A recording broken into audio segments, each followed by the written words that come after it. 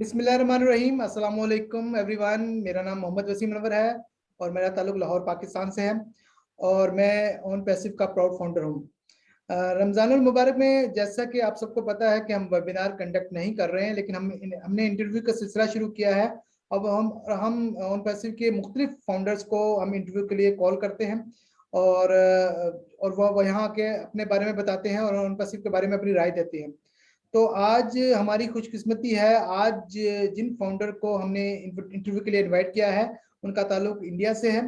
वो motivational speaker भी हैं और बहुत एक्टिवली नज़र भी आते हैं और वेबिनार में काफ़ी एक्टिवली आपको परफॉर्म करते नज़र आते हैं और बहुत एक्टिवली काम करते हैं। और सबसे जो इम्पोर्टेंट बात है, अब तक जितने भी जो यूट्यूब जो जिनके मैंने इंटरव्यू लिए हैं उनमें सबसे यंग है।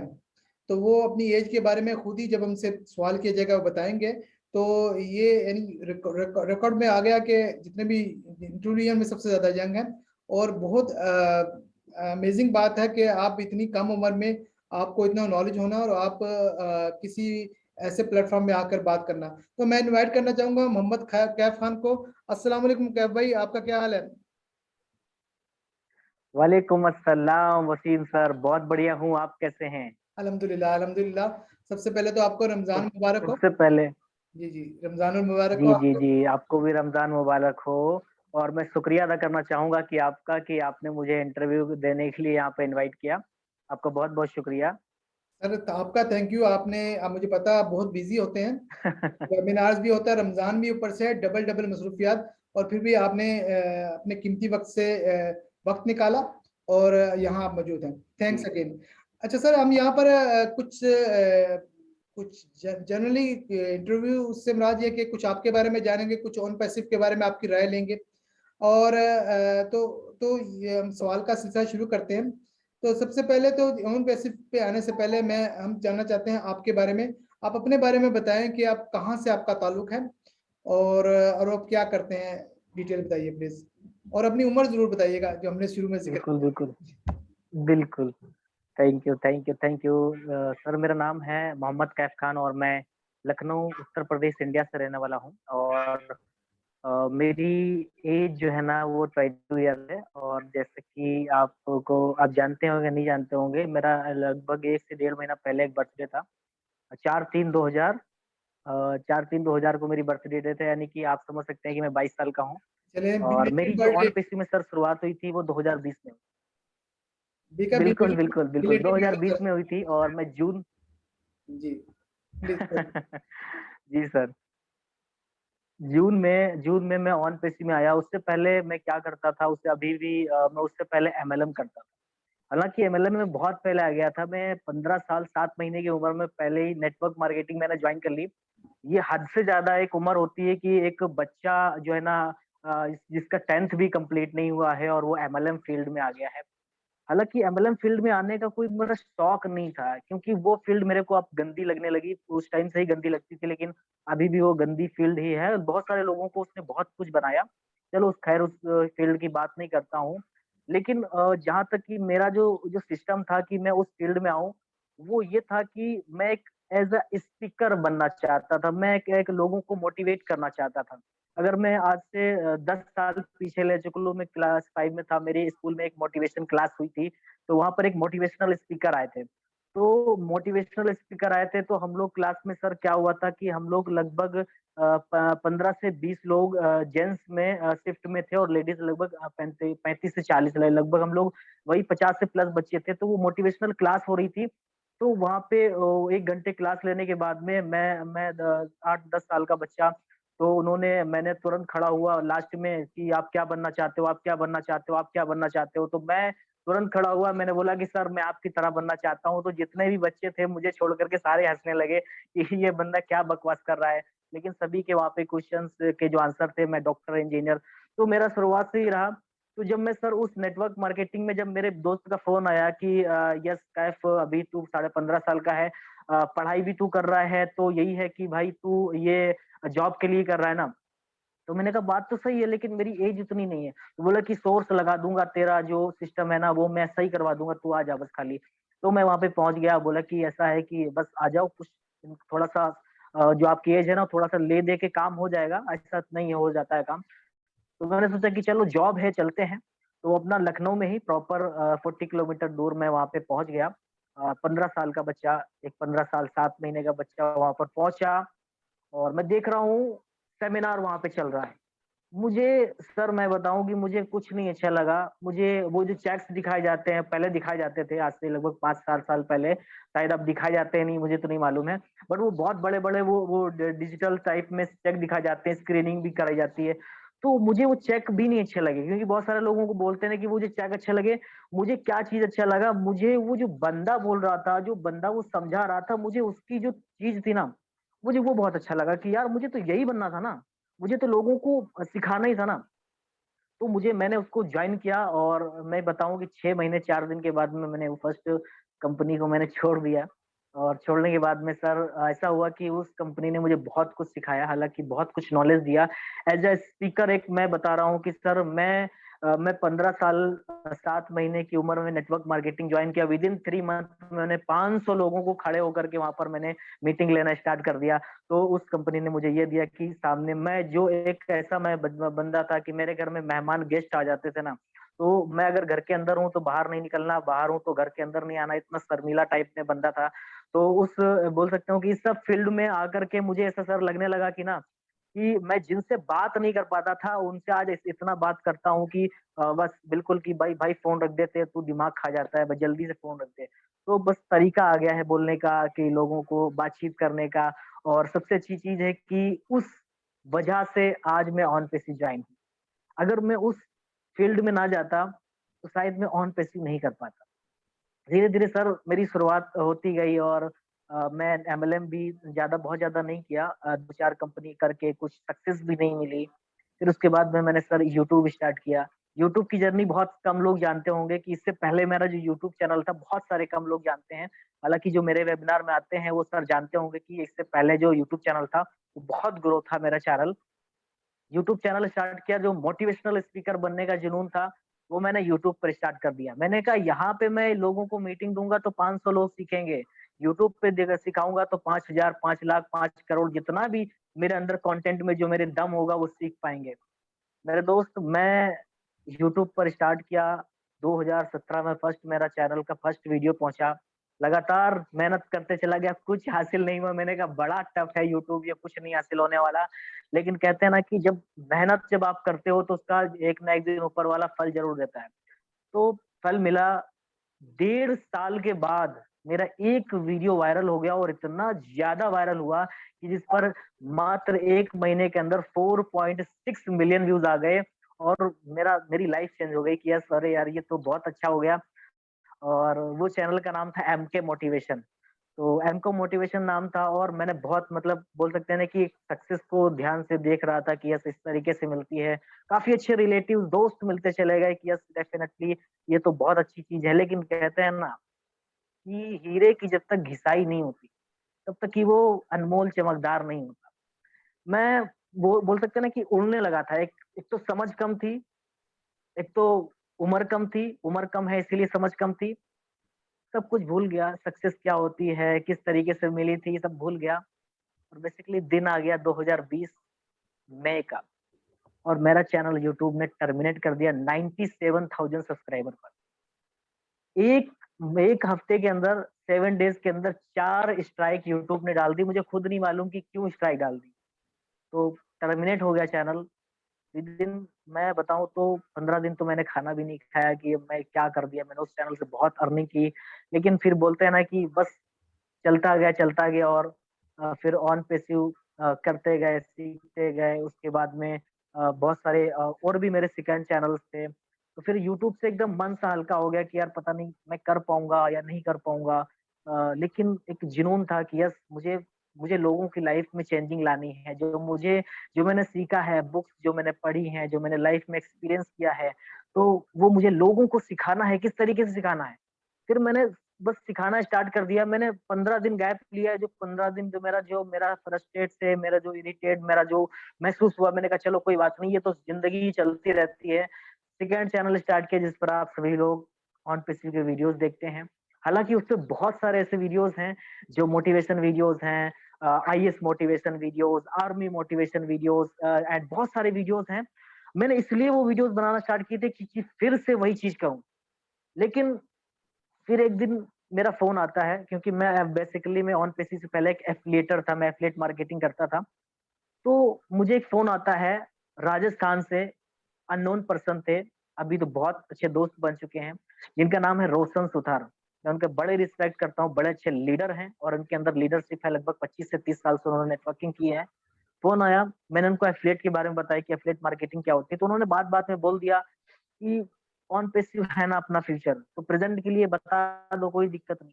तो मेरा जो दिमाग की बत्ती थी ना, वो मैंने कि ये क्या बोल क्या रहा बंदा, ये कि ऑन पेसिव है ना अपना फ्यूचर। तो ये मैंने सोचा कि चलो कोई बात नहीं, ऑन पेसिव होगा कुछ ऐसा ही।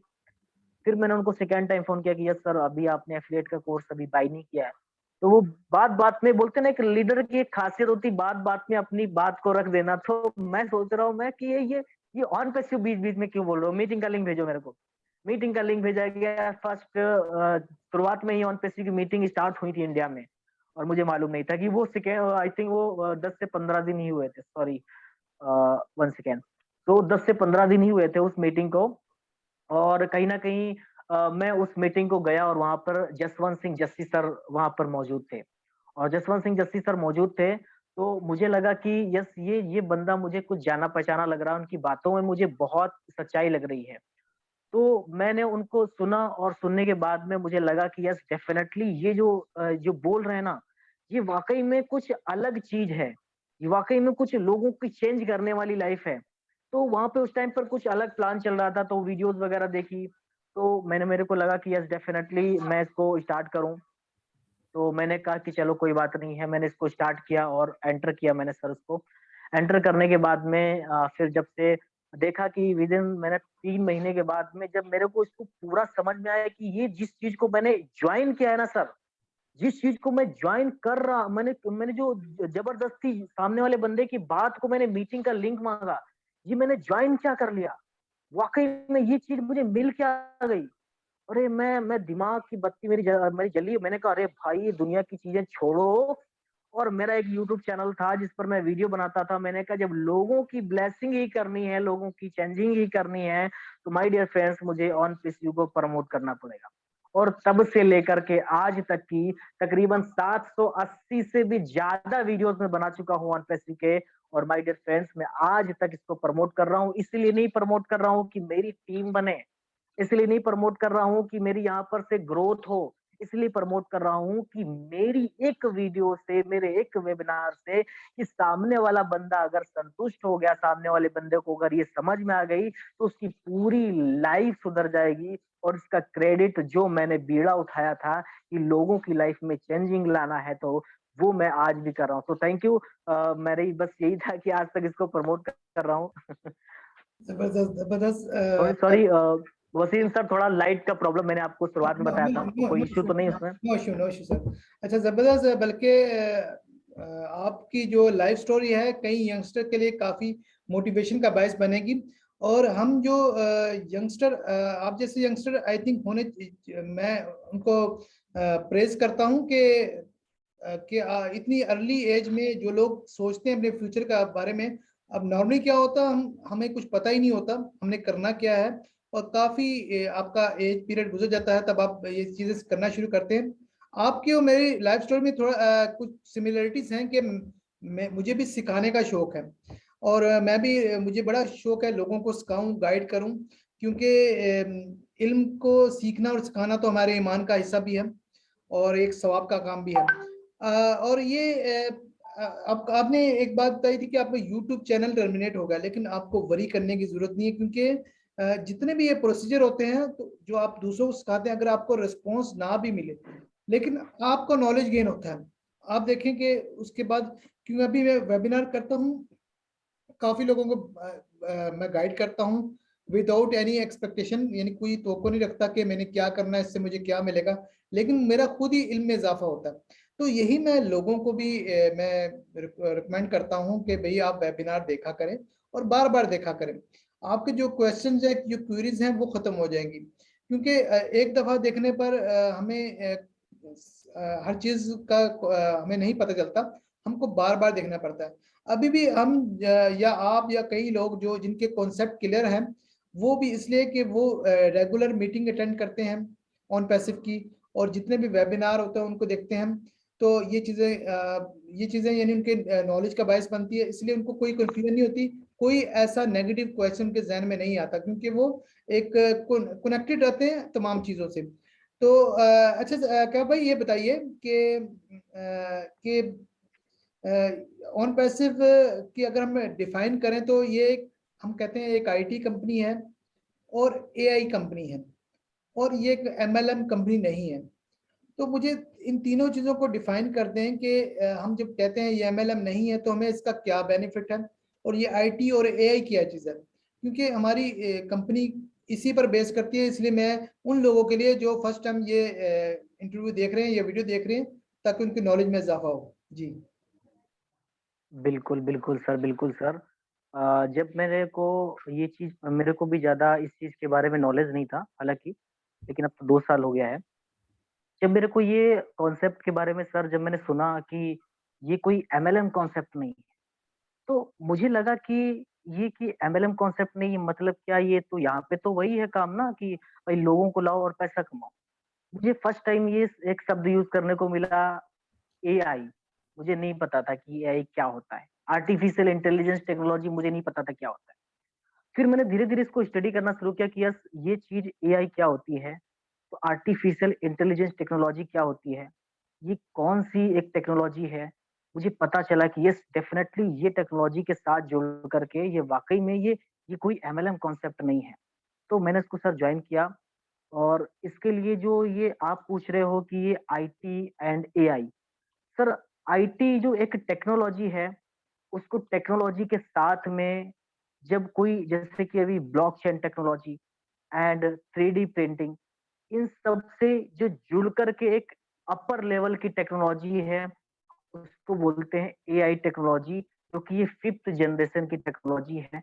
और इसके साथ में ये इसका फ्यूचर क्या है? जैसे कि अभी आप यूट्यूब पर या फिर फेसबुक पर या फिर लिंक्डइन, व्हाट्सएप रील्स एंड बहुत सारी ऐसी जो है, जो कुछ बेसिक चीज़ों पर इसमें एआई वर्क करता है। जैसे कि यूट्यूब के एल्गोरिथम पे एआई वर्क करता है। जैसे यूट्यूब का एल्गोरिथम क्या है कि यूट्यूब का एल्गोरिथम जो डेटा फीडिंग हुई है ना सर, तो वहाँ पे एआई फीड होता है। जैसे कि कोई चीज़ किसी चीज़ में सर्चिंग करने में एआई फीड होता है। By the way how to make money online जो वीडियो सजेस्टिंग आते हैं वहाँ पे एआई थोड़ा-सा आता है। और दूसरी चीज़ है कि अमेज़न पे आप सर्च करो आईपैड, आईपैड वो वो चीज़ आईपैड जैसे सर्च किया तो वहाँ पे आईपैड सर्च करने के बाद में वहाँ पे एआई क्या करेगा, वो एआई कैप्चर कर लेगा कि यस आपके डिवाइस से एआई जिस तरीके से बोलते हैं ट्रैकिंग सिस्टम, तो वहाँ से आईपैड जैसे सर्च किया मैंने परसों वाले दिन आईपैड मुझे नीड है आईपैड की, क्योंकि आईपैड मेरे लिए मुझे लगता है कि बेस्ट है। तो मैंने आईपैड जैसे ही सर्च किया, तो देखता हूँ कि विदिन 2 आवर्स मुझे फेसबुक पर उसका आईपैड का ऐड दिख रहा है। तो यहाँ पर से क्या हुआ कि यहाँ पर से मेरे डिवाइस में वो चीज़ कैप्चर हुआ, लेकिन आज से कुछ समय पहले तक ये चीज़ें नहीं थी। तो मुझे लगा कि यस ये दुनिया चेंज हो रही है। अभी फ्यूचर क्या होने वाला है, वो तो हम एक्सपेक्ट है कि बोल सकते हैं कि इमेजिन कर सकते हैं कि यस ये होने वाला है। और ये वाक़ई में होने वाला है। आईटी और एआई मुझे तो बहुत ज़्यादा नहीं मालूम है, लेकिन जितना मैंने इसको सीखा है ना सर, वो मुझे लगता है कि दैट्स अमेजिंग बिल्कुल मतलब कि हमारे सामने ही दुनिया चेंज होने वाली, हमारे सामने। जी जी, बिल्कुल आपने बिल्कुल अगर इस चीज़ के बारे में वसीम सर इन सब चीज़ों के बारे में अगर आप थोड़ा-सा ऐड करना चाहें तो आप कर सकते हैं, कोई इश्यू नहीं है। जी जी। इसमें सर मैं ये ऐड करना चाहूँगा कि आपने बहुत अच्छी तरह एक्सप्लेन किया, एआई के बारे में बताया और आईटी के बारे में बताया, और मैं सिर्फ इतना कहना चाहूँगा, आईटी से मुराद इंफॉर्मेशन टेक्नोलॉजी है। जो जितना भी कंप्यूटर से रेलिवेंट जितने भी सॉफ्टवेयर बेस्ड जितना भी नॉलेज होता है, वो इंफॉर्मेशन टेक्नोलॉजी आईटी से बोला जाता है। और एआई से मुराद आर्टिफिशियल इंटेलिजेंस। अगर इसको उर्दू में अगर आप इसका तर्जमा करें तो इसका मतलब होता है मसनूई जहानत। मसनूई जहानत किसमें होगी? रोबोट्स में होगी। तो रोबोट्स तो हम बचपन से देखते आ रहे हैं, तो ऐसी क्या खास बात है इस रोबोट में कि हम एआई की बात करते हैं, इसका नाम एआई दिया गया? क्योंकि इसमें मैं थोड़ा सा ये एक्सप्लेन करूंगा। रोबोट्स के 3 फेज थे। पहला फेज जो हम बचपन से देखते आ रहे हैं, जिसमें रोबोट्स को हम नॉलेज देते थे, हम उसे ऑर्डर देते थे, वो उस पर अमल करता था। रोबोट्स को कहते थे ये चीज ले करो, वो काम करता था, वो ऑर्डर पे अमल करता था। बिल्कुल। और अभी उसका सेकंड फेज में ये होगा थोड़ा अपडेटेड है। अपडेटेड इस फेज में ये होगा, ये होता ये है कि रोबोट को हम दिमाग दे देते हैं, नॉलेज दे देते हैं उस चीज से रेलिवेंट। मिसाल के तौर पर मैं आपको बताता हूँ, इंडिया में भी मैंने सुना ये चीजें आ रही है, ड्राइवर लेस कार्स आ रही हैं, जो कि आर्टिफिशियल इंटेलिजेंस पर डिपेंड करती हैं। उसमें होता ये है कि आप मोबाइल ऐप से कॉल करेंगे, गाड़ी आ जाएगी, उसमें बैठेंगे, उसमें कोई शख्स मौजूद नहीं होगा, लेकिन घबराने की कोई जरूरत नहीं है। आप वहां पर अपनी डेस्टिनेशन वाला जो भी इसमें फीड करेंगे और वो आपको बाहफाजत आपकी वहां पर आपकी मंजिल पर पहुंचा देगी। इसकी वजह यह है कि उसमें जो प्रोग्राम फीड किया गया है, वो जो दिमाग फीड किया गया वो उसी से रेलिवेंट किया गया। उसमें गूगल मैप और जितना भी रास्ता जी के आप ग्रीन लाइट रेड लाइट, आप गाड़ी को कहाँ पे रोकना है, कहाँ पे स्लो करना है, कहाँ पे फास्ट करना है, तो ये सारी चीजें उसमें फीड की गई हैं। तो और अगर इस डेस्टिनेशन ये यहाँ पर अगर कहा गया तो वहीं पर पहुंचाना है, तो ये एक यानी ये जो काम हम अभी करते हैं, मिसाल के तौर पर ग्राफिक डिजाइनर हैं या वेब डेवलपर हैं, तो आने वाला दौर ये है, ये एआई ही करने वाली है, अब सारा काम रोबोट्स करने वाले हैं। अभी एक और एग्जांपल मैं देता हूँ चैटबॉट की। अब चैटबॉट क्या होता है कि हम हेल्पलाइन में कॉल करते हैं, आपके भी यहाँ पे कोई मोबाइल कंपनी में कॉल करते हैं, वो आपके प्रॉब्लम रिजॉल्व करते हैं। अब रोबोट को उस कंपनी के बारे में नॉलेज दे दिया जाता है। अब जो भी आप कॉल करते हैं या मैसेज करते हैं, रोबोट आपको जवाब देता है। तो जैसे कि हमारा भी एक प्रोडक्ट है जो आपको नजर आ रही होगी बीटा टेस्टिंग में, ओ चैट के हवाले से, जिसमें अगर ओ आप चैट। हाँ उसमें मैसेज करते हैं तो लिखा हुआ भी नजर आता है और वो बोल के भी बताती है। उसका नाम रखा हुआ है सोनालिजा, तो जो कि हमने खुद दिया हुआ है। तो ये है कि ये आने वाला दौर बड़ा दिलचस्प होने वाला है। और अब मैं बात करता हूँ रोबोट्स का तीसरा फेज, वो बहुत ही खतरनाक है, वो ना ही हो तो बेहतर है। अगर आपने कभी एक मूवी आर्नल्ड श्वार्ज़नेगर की मूवी थी टर्मिनेटर 2, अगर आपने देखी हो, ये एक मूवी थी और वो मशीनों पर बनी हुई थी। मशीनों की इंसानों से लड़ाई हो गई थी, यानी मशीन इतनी इंडिपेंडेंट थे कि वो फाइट कर रहे थे इंसानों से।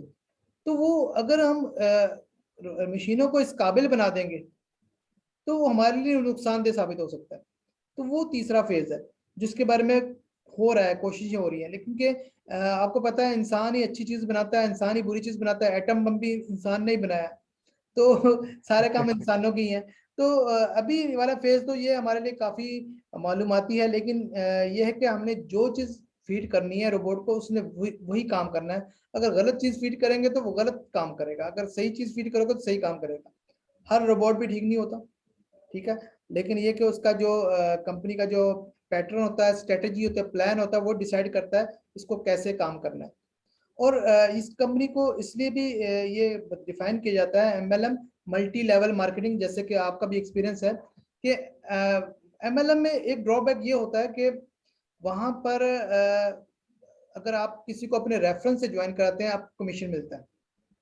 तो मैं तो यहाँ पर बिल्कुल हमारे यहाँ बिल्कुल। ये एक दाता दरबार है, वहाँ पे फ्री खाना बनता है, मिलता है, देखें होती है, वहाँ पे दरबार है।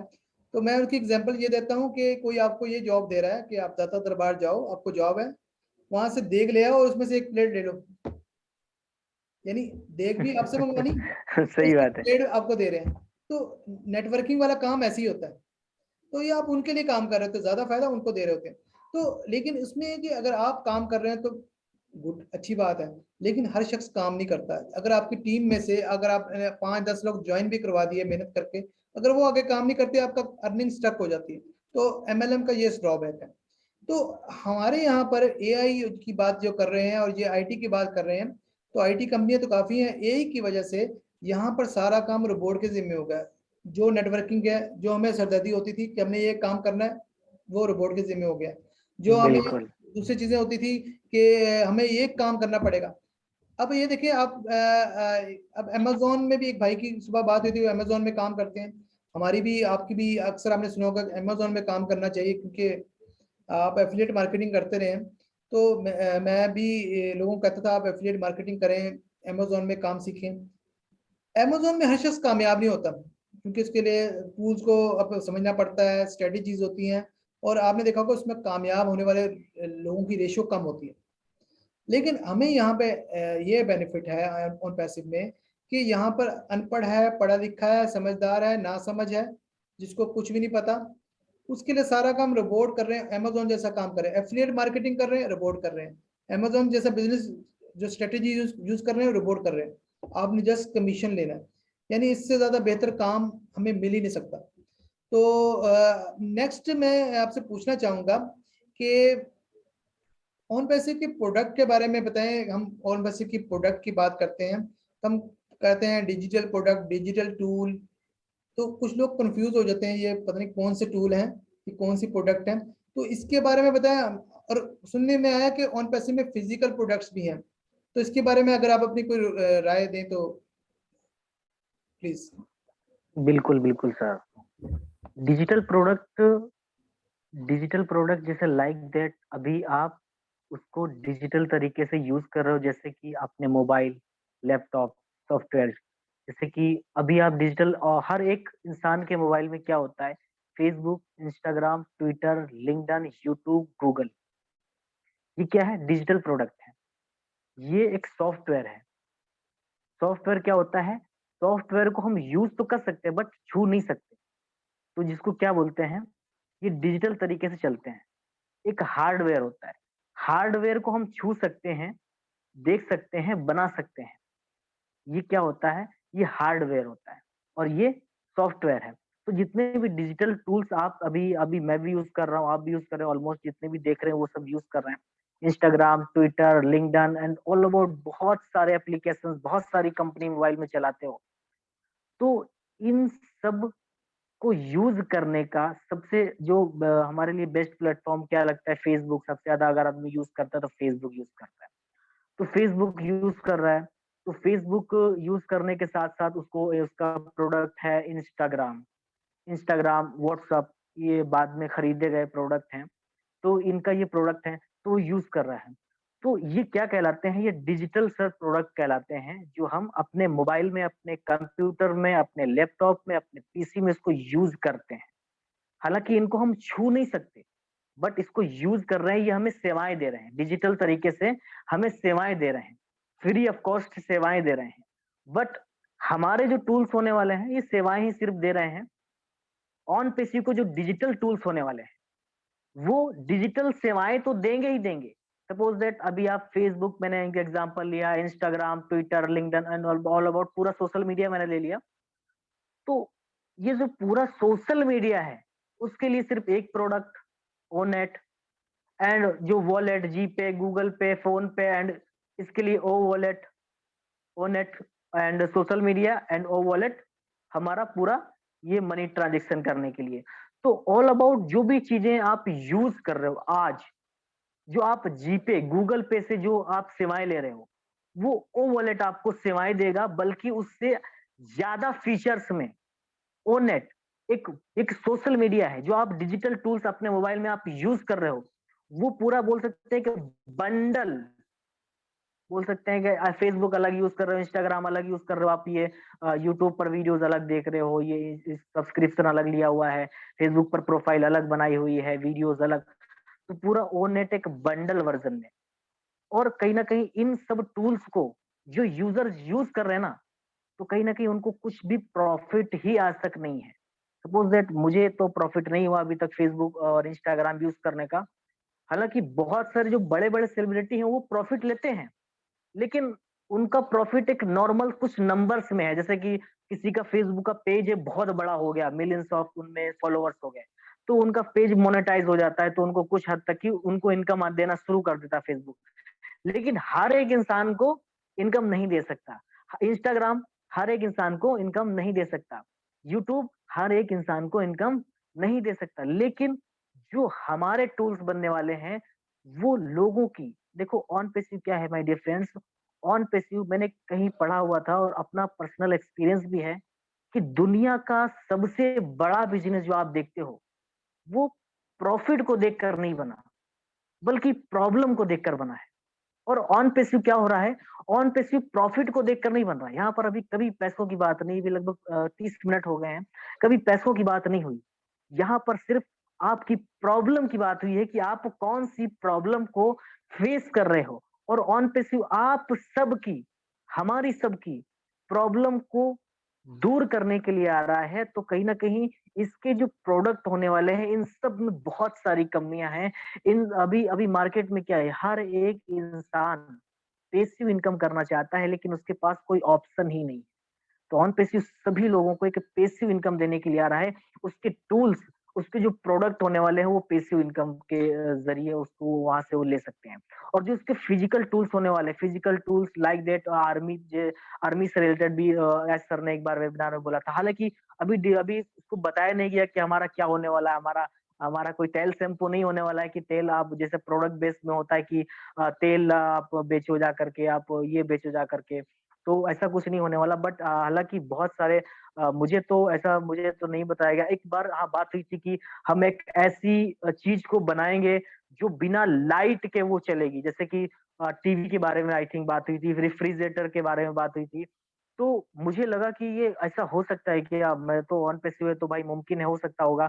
लेकिन ये वाक़ई में बहुत अपर लेवल की सोच है। अगर ये चीज़ें हो गई ना, तो विद एक ही प्रोडक्ट हम कहाँ से कहाँ पहुँचा देंगे, तो मुझे तो नहीं लगता कि ऑन पैसिव रुकने वाला वहाँ से है। कि अगर एक प्रोडक्ट उन्होंने बताया था कि अगर हम ये चीज़ कर दिए ना, तो वाक़ई में पूरे मार्केट क्या पूरी दुनिया ही चेंज होने वाली है वाक़ई में। तो ये चीज़ें हैं, डिजिटल प्रोडक्ट यहाँ से स्टार्ट होते हैं और हमारे फिजिकल प्रोडक्ट भी आ रहे हैं। तो एक कॉम्बिनेशन हो जाएगा digital product and physical product का। तो यस, यही तक। जी, जी, बिल्कुल, आपने बिल्कुल सही बात की और ये लेकिन आपने जो एक एग्ज़ाम्पल दी थी कि हमें फ़ेसबुक से कोई पैसा नहीं मिला। अगर आपने अपने यूट्यूब चैनल की भी बात की थी जो टर्मिनेट हो गया था, लेकिन वहाँ पर भी आप देखेंगे कि वहाँ पर यूट्यूब में अगर आपको चैनल बनाते हैं, तो उसके लिए आपको 4000 घंटे का टाइम टारगेट पूरा करना पड़ता है, 1000 सब्सक्राइबर पूरे करने पड़ते हैं, उसके बाद थोड़ी-सी अर्निंग स्टार्ट होती है। लेकिन इतने टाइम के तक वो जो यूट्यूब है आपसे करोड़ों रुपए कमा चुका होता है। आपके उस चैनल की वजह से बिल्कुल काफ़ी सर। कमा चुका तब वो थोड़ी-सी अर्निंग स्टार्ट होती है। तो फिर जब चाहे उसकी मर्ज़ी हो वो टर्मिनेट भी कर देता है। तो उसकी अब फ़ेसबुक तो हमें वैसे भी कुछ नहीं देता या इंस्टाग्राम या वो कुछ नहीं देता। तो जैसा कि मिस्टर ऐश मुफारा ने बात की है कि ऑन पैसिव इज़ करेक्शन टू करप्शन, हम करप्शन की इस्लाह के लिए हैं। तो ये करप्शन में ही आ जाती है कि कोई आपसे फ़ायदा उठा रहा हो और आपको कोई एक पैसा भी ना दे। यहाँ पर जो सोशल मीडिया से मुतल्लिक जो प्रोडक्ट हमें यूज़ करने को मिलेंगी, तो वो उससे हमें अर्निंग भी होगी। हमें क्या जो जो भी यूज़ करेगा उसे अर्निंग होगी।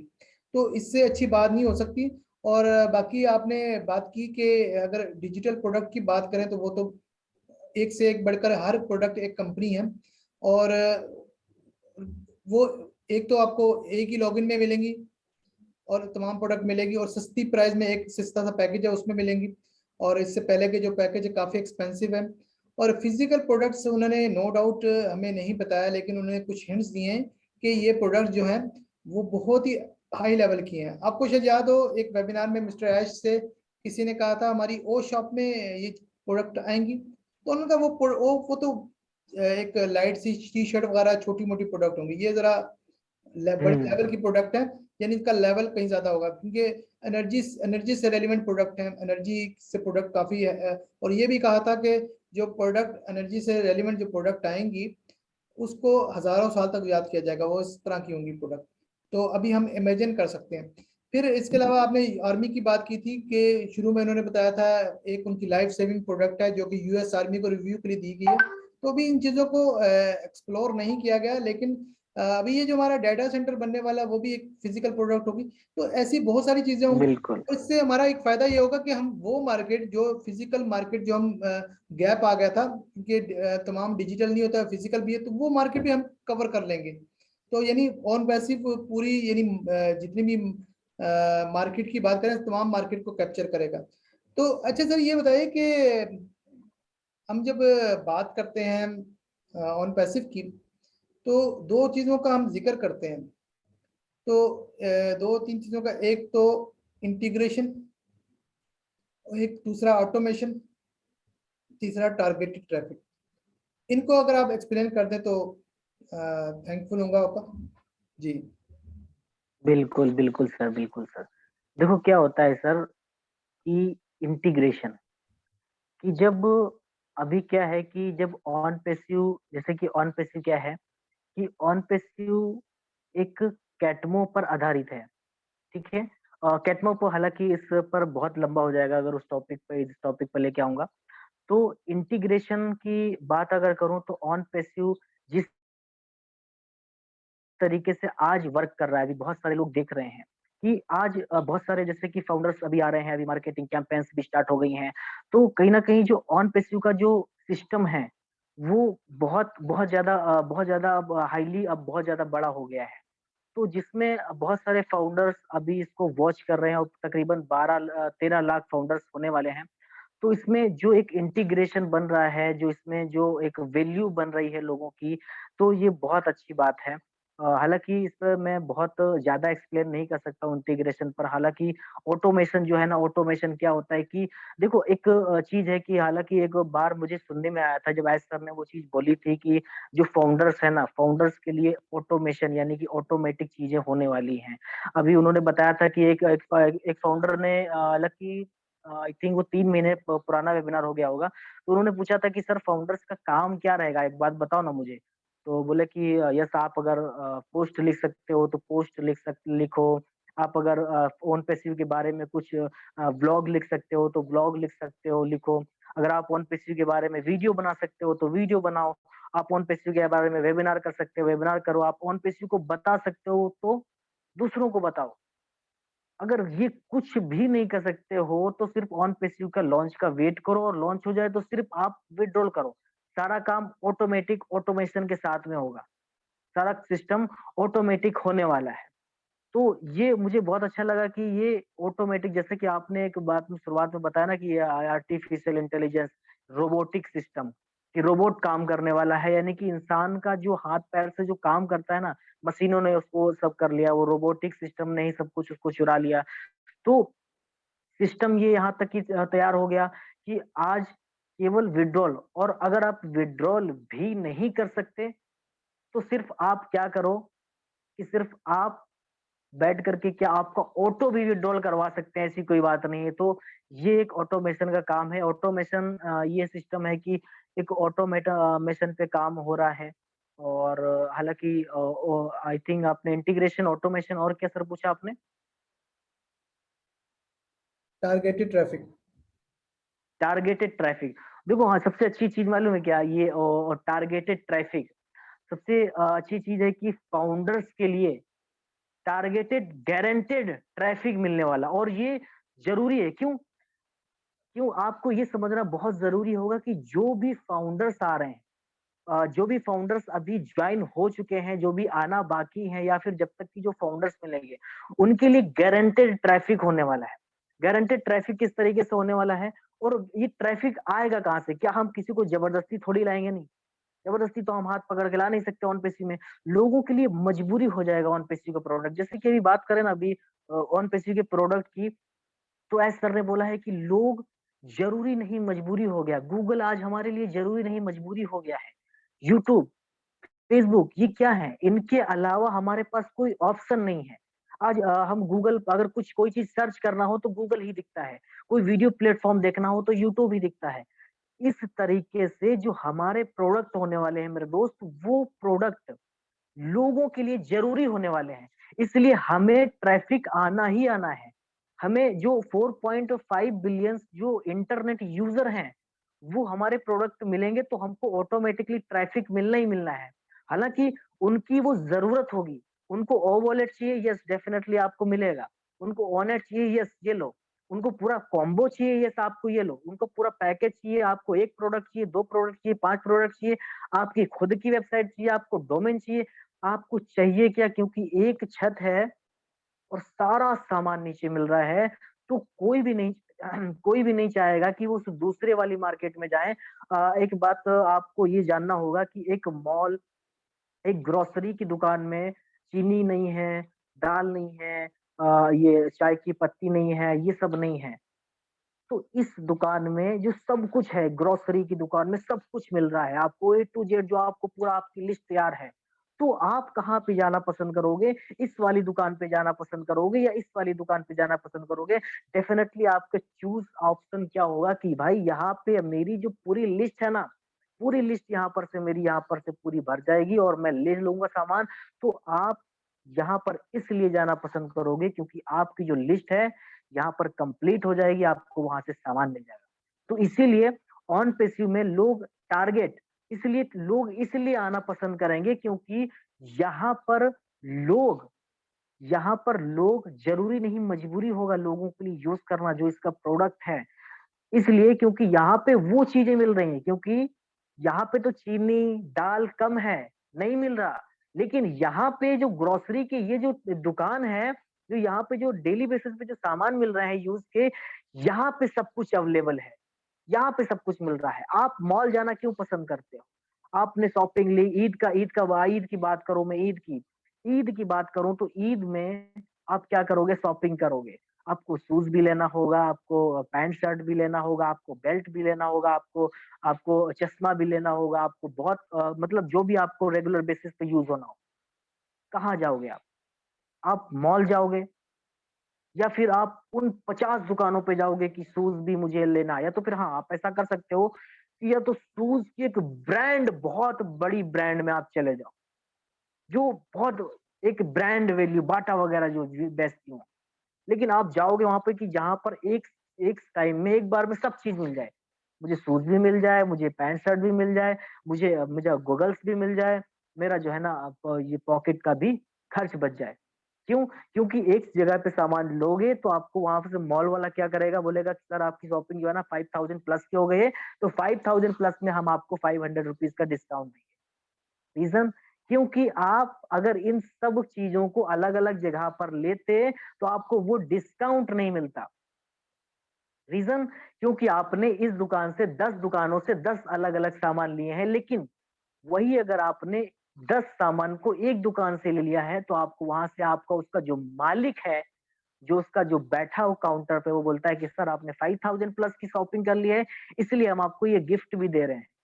तो आपका मन भी खुश हो जाता है। इसलिए यहाँ पे जो पूरा कॉम्बो है ना, जो पूरा एक प्रोडक्ट का बंडल है, वो लोगों को मिलेगा। वेबसाइट बनाने के लिए हर एक चीज़ अवेलेबल है। तो वेबसाइट बनाने के लिए कहीं डोमेन कहीं हमें यहाँ से परचेस नहीं करना है, कहीं हमें यहाँ पर एसईओ करने के लिए दूसरी वेबसाइट पे नहीं जाना है, कहीं हमारा एल्गोरिथम ओपन करने के लिए वहाँ पे नहीं जाना है, ट्रैफिक लाने के लिए कोई दूसरी वेबसाइट पे नहीं लाना है। कोई बंदा आएगा बोलेगा कि इन सब झंझटों को निकाल करके मैं ऑन पेसिव में अगर ये चीज़ें बत करूँगा, तो मेरा तो प्रॉफिट है। क्योंकि अगर मैं $400 तो अगर मंथली यहाँ पे मैं पे कर रहा हूँ, अगर मैं ढाई 300 $500 यहाँ पे इन्वेस्ट कर दूँगा, मेरा ट्रैफिक भी आ रहा, तो मुझे इसमें कोई दिक्कत भी क्या है? तो यहाँ पर लोग ज़्यादा आना पसंद करेंगे। ये कोई मज़ाक नहीं है कि ऑन पेसिव अभी बहुत सारे लोग ये बोल देते हैं, मैं इसको अलग से साइड करना चाहूँगा। बहुत सारे लोग बोल देते हैं कि ऑन पेसिव काफ़ी टाइम लगा रहा, बहुत टाइम लगा रहा, व्हाय? क्यों लगा रहा? ऐसा क्या? ऐसा क्या कर रहा है ऑन पेसिव? ऑन पेसिव आपको आपकी एक वैल्यू बना रहा है। आप सोचो ज़रा कि आज आप जॉइन हुए होते और कल आपकी ऑन पेसिव लॉन्च हो गई होती, हम सबको एक बहुत अच्छा रेवेन्यू मॉडल बन जाता। क्या आप उसकी अहमियत समझते? नहीं समझते ना। वो तो बोलते भाई अरे ये तो वो हो गया कि बस पैर लगा और वो जो ईंट है ना जो नीचे पड़ी वो सोना बन गई, ऐसा बोलते हैं, है ना? तो इसलिए आपकी एक वैल्यू बना रहा है, आपको तपा रहा है। क्योंकि एक ईंट तब तक मजबूत नहीं बनती है जब तक वो तपती नहीं है।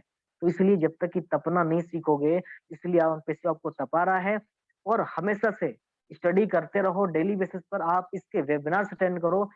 इंशाल्लाह कभी ज़िंदगी में आपको किसी चीज़ की ज़रूरत नहीं पड़ेगी कि ऑन पेसिव ये है, ऑन पेसिव वो है। ऑन पेसिव आपको दिन पर दिन घंटों भाई घंटों इतना मजबूत होता जा रहा है क्योंकि हर 1 मिनट में इसकी वेबसाइट पर रिफ्रेश करोगे तो हर एक फाउंडर वहाँ पे एक ना एक फाउंडर एक्स्ट्रा आपको ऐड हुआ मिलेगा। वो हमारी ऑन पेसिव को मजबूत कर रहा है। आप हमारी ऑन पेसिव को मजबूत कर रहे हैं। हम सब ऑन पेसिव का एक परिवार हैं, तो आपको ये समझना होगा, ये एक मैसेज है हमारी तरफ से कि प्लीज़ आप ये सोचना बंद करो कि ऑन पेसिव कब आएगा। ये सोचना शुरू करें कि ऑन पेसिव जब आएगा तो जो हमारे सपने हैं, जो लोगों के सपने हैं, वो उसके बारे में इमेजिन करना शुरू कर दो कि वो कितना जल्दी पूरे होने वाले हैं। अपने ड्रीम अपने बुक्स में लिखना स्टार्ट कर दो किसी तरीके से, और वो आएगा कब आएगा वो सोचना सोचना मत स्टार्ट करो कि कब आएगा ये कैब, सर प्लीज बताओ ना कि बोनस कब आएगा, कैब भाई ये बताओ ना कि फाउंडर मेंबरशिप कब क्लोज हो रही। तो प्लीज ये सब क्वेश्चन जो है ना हमें खुद से निगेटिव करते हैं, आप दूसरों को निगेटिव नहीं कर सकते, खुद ही निगेटिव हो जाते हो। तो प्लीज आप एक बहुत अच्छे लीडर हो, आपने कुछ ऐसे बहुत अच्छे आपने काम किए हैं जो आपको ऑन पेसी मिला है, और आपके माँ बाप ने बहुत अच्छे काम किए हैं जो आपको ऑन पेसी मिला है, आपके परिवार में एक ऑन पेसी का फाउंडर है, आप प्राउड फील करो। वरना अगर आप इन लोगों के चक्कर में, कुछ इन लोगों के लिए बात मैं ऐड करना चाहूंगा कि जो ये लोग जो वीडियोस क्रिएट करते हैं, जो गलत वीडियोस बनाते हैं, आपको जो गलत तरीके से प्रमोट कर रहे हैं ऑन पेसी को, आप सोचो कि सिर्फ 4 घंटे का वेबिनार एज सर का वो आपको पॉजिटिव नहीं कर पाता है, और वो सिर्फ 4 मिनट का वीडियो आपको नेगेटिव कर देता है। आप किस तरीके के इंसान हो? वो 4 मिनट का वीडियो वो इधर से पॉइंट उठाया, इधर से पॉइंट उठाया, वो आपको नेगेटिव करते चला जाता है। रीजन क्या है कि आप शॉर्टकट, रीजन है बहुत शॉर्टकट। बिल्कुल शॉर्टकट मारते हैं। मतलब वो बलून वाला हिसाब किताब है, बलून वाला हिसाब किताब है, फूलता चला गया, क्वांटिटी क्वांटिटी बढ़ती चली गई, उसकी बढ़ती चली गई, किसी ने पिन आया, मारा और वो तुरंत फट गया, खत्म। तो वो 4 मिनट का वीडियो वो पिन की तरह आप लोगों के लिए काम करता है। तो प्लीज बी अवेयर, दुनिया में हर एक अच्छी चीज को रोकने के लिए चीजें पैदा होती हैं।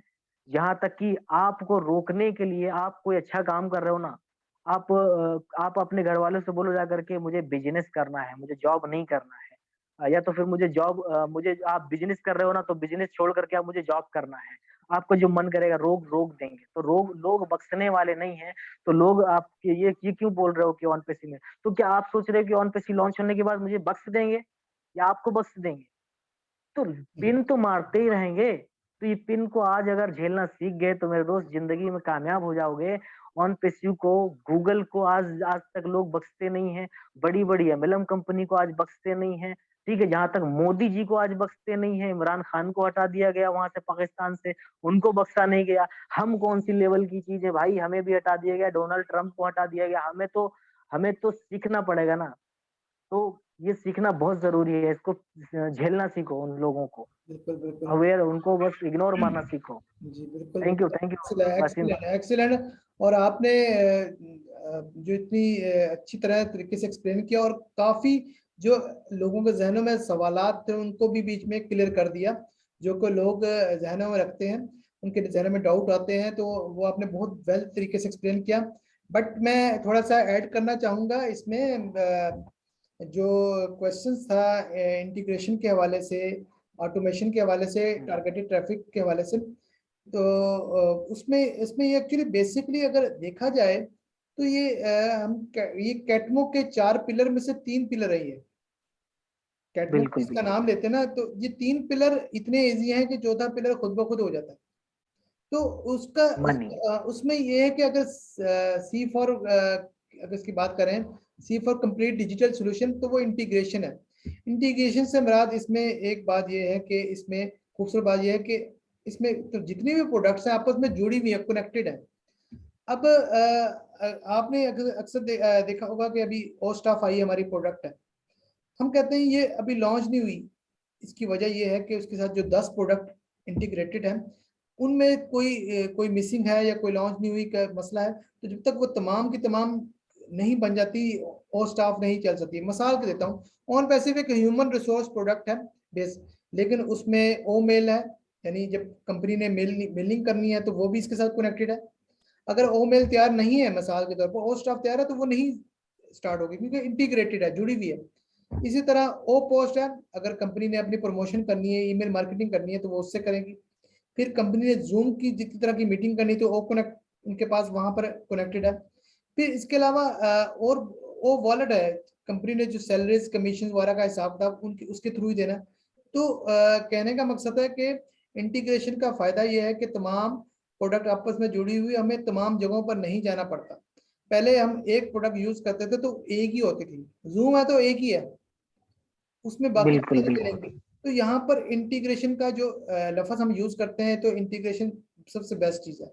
दूसरी है ऑटोमेशन, जैसे कि आपने बताया हर चीज ऑटोमेटिक है, आपको कुछ करना ही नहीं है, हर काम आर्टिफिशियल इंटेलिजेंस ने करना है और ऑटोमेटिक खुद ब खुद होगा, और आपने कुछ भी नहीं करना, आपने जस्ट कमीशन अपना कलेक्ट करना है ओवरलेट से और अपने लोकल बैंक में विड्रॉ करना है। तीसरी आ जाती है टारगेटेड ट्रैफिक। टारगेटेड ट्रैफिक की मिसाल मैं देता हूँ, जैसे आपकी एक वेबसाइट है, वेबसाइट में जो लोग विजिट करते हैं वो आपकी ट्रैफिक होती है। जितने लोग ज्यादा विजिट करते हैं आपकी ट्रैफिक उतनी बढ़ती है, आपकी अर्निंग उतनी ज्यादा होती है, आपकी वेबसाइट से अर्निंग होती है। और होता यह है कि आपने एसईओ की बात की, जब हम कोई चीज सर्च करते हैं तो अगर उस सर्च का नाम लिखते हैं, अगर 1000 या 5000 सर्च है, तो लोग तो पहले पेज में 10 जो वेबसाइट होते हैं उसमें से दो 10 तीन को। को देखते हैं, बाकी को देखते नहीं। तो लोग क्या करते हैं, उसको पहले पेज पे लाने के लिए एसईओ करवाते हैं, लोगों को पैसे देके क्लिक करवाते हैं ताकि उनकी वेबसाइट पहले नंबर पे आ जाए। अगर वो किसी महीने क्लिक ना करवाएं तो उनकी वेबसाइट दोबारा नीचे आ जाती है।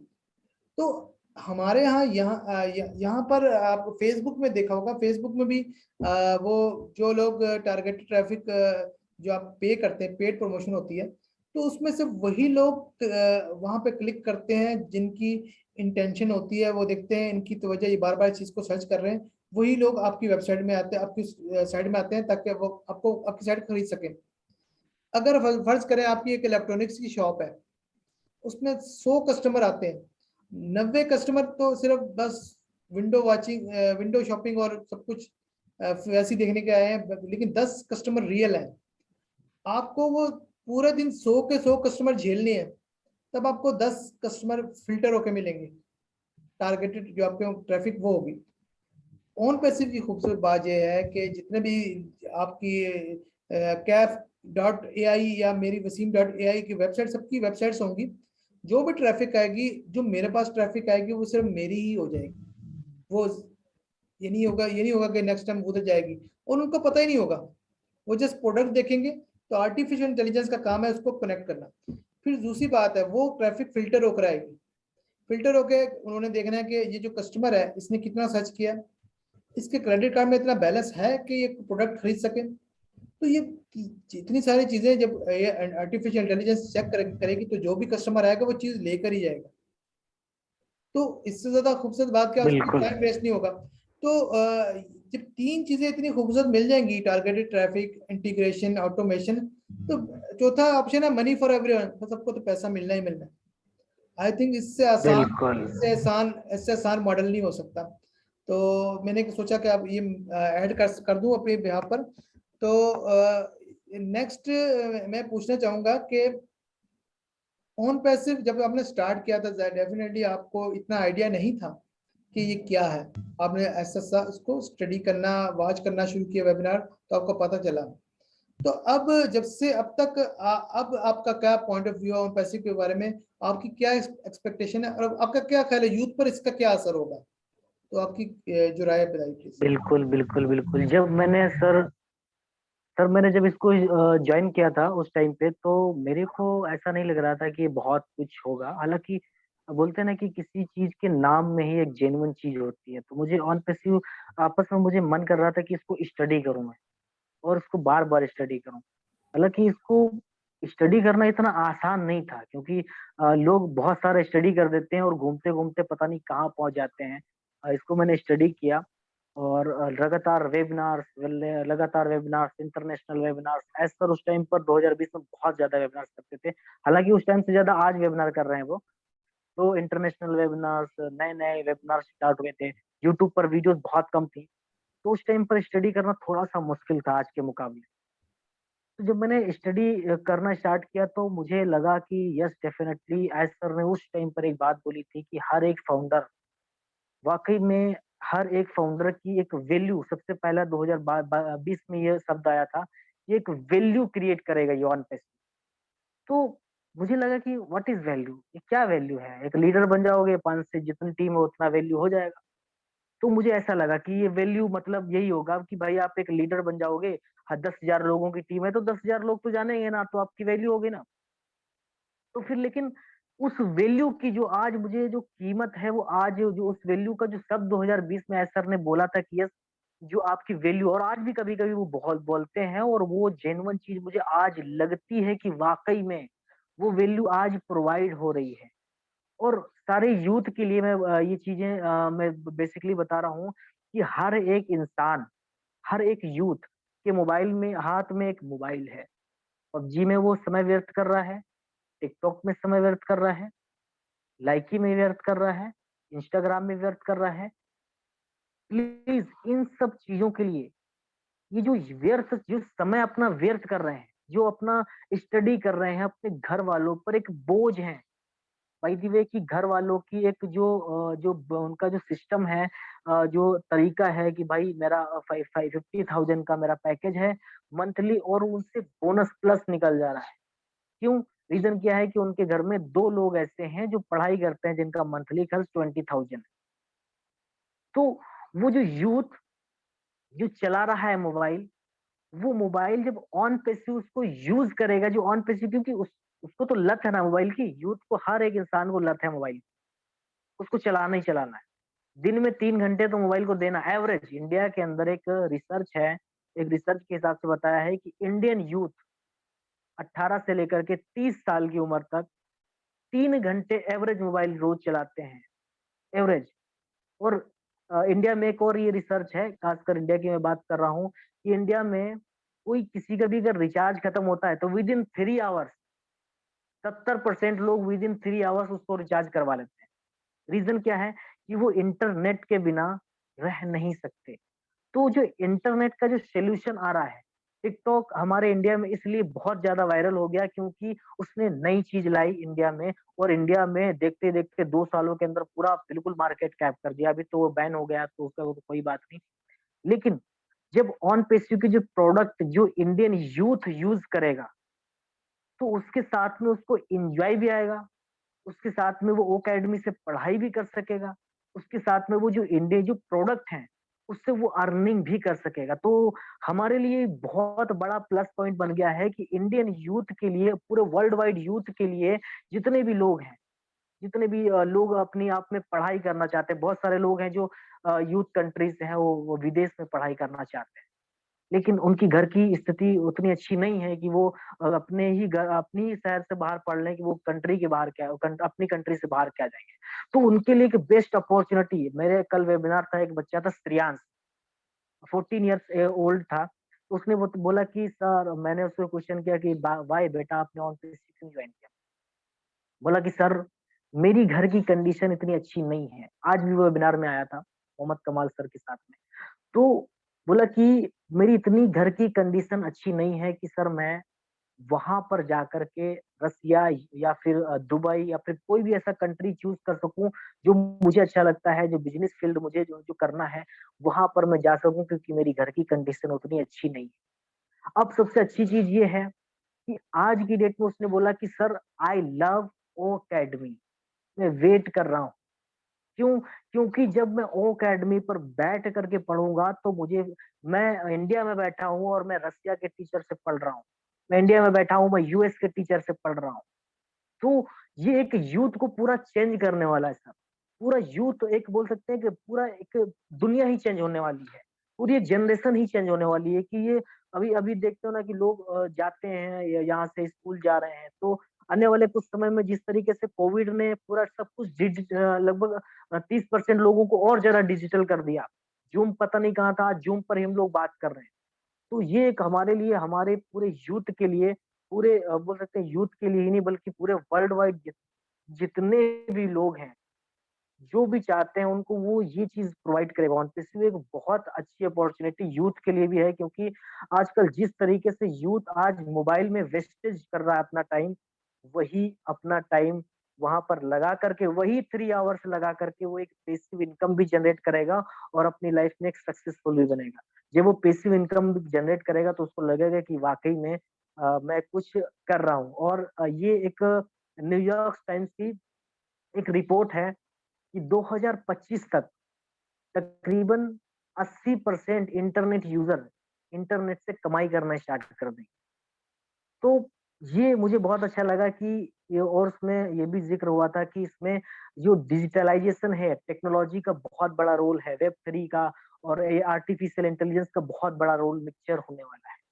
तो ये काफी मुझे एक्साइटमेंट लगा कि दो एटलीस्ट जो 2025 जो हमारा 2025 से पहले ही जो हमारा ऑन पेसी जो स्टार्ट होगा, तो ये यूथ जो हमारा जो वेस्टेज टाइम ने बोला ना कि जो वेस्ट कर रहा है अपना टाइम 3 आवर्स एंड 4 आवर्स, तो वो अपना उस चीज में लगाएगा और वो आगे बढ़ेगा।